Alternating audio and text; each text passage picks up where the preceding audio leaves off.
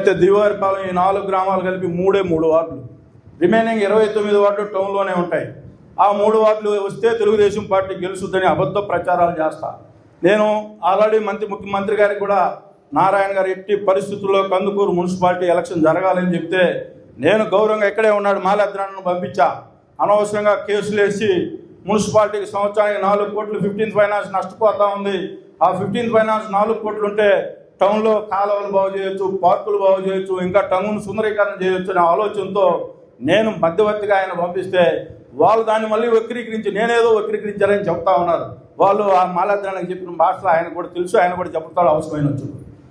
ఆ విధంగా కాకుండా ఈ ప్రభుత్వంలో మళ్ళా మున్సిపాలిటీ ఎలక్షన్ జరిగితే మున్సిపాలిటీ తెలుగుదేశం పార్టీ కైవసం చేసుకుంటుంది, మళ్ళా మున్సిపల్ చైర్మన్ తెలుగుదేశం పార్టీ వాళ్ళు వస్తారని చెప్పి ఒక దురుద్దేశంతోనే కేసులు వెనకది. నేను ఈ సందర్భంగా మీ అందరికి సవాల్ చేస్తా ఉన్నా, మీరు 29 వార్డులు ఎలక్షన్ పోదామన్నా తెలుగుదేశం పార్టీ కందుకూరు నియోజకవర్గంలో కందుకూరు మున్సిపాలిటీలో రెడీగా ఉందని చెప్పి దానికైనా మీ సహాయ సహకారాలు అందించండి.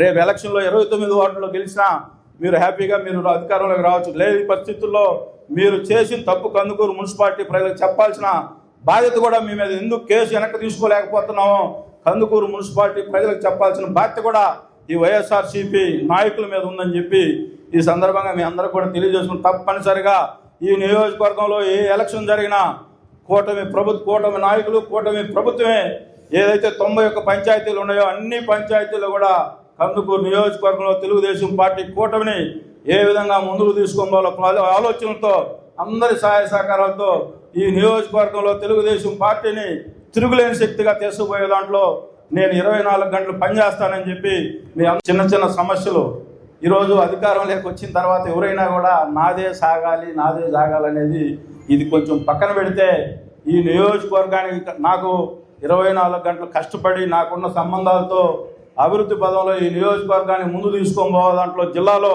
ముందు వరుసలో ఉండాలని కోరికతో నేను పనిచేస్తా ఉన్నా. దానికి తగ్గట్లుగా మీరు అందరూ కూడా సహకరించాలని చెప్పి నేనే ముందుండాలి. నేను చెప్పిందే జరగాలంటే నేను ఒకటే చెప్తా ఉన్నా, నాకు కూడా 48-49 సంవత్సరాలు. నేను గ్రామ స్థాయిలో మా గ్రామంలో కూడా 4-5 నాయకులు ఉండేవాళ్ళు. ఒక టైంలో అందరినీ కూడా కలుపుకొని ఊరికి మంచి పని చేస్తూ ఉంటే అందరూ కూడా మన ఎన్నికడికి వస్తారు.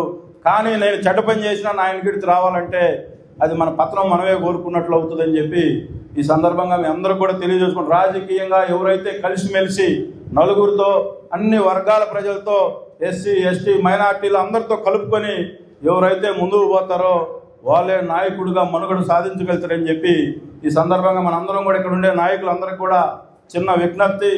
రేపు లోకల్ బాడీ ఎలక్షన్ రాబోతా ఉన్నాయి.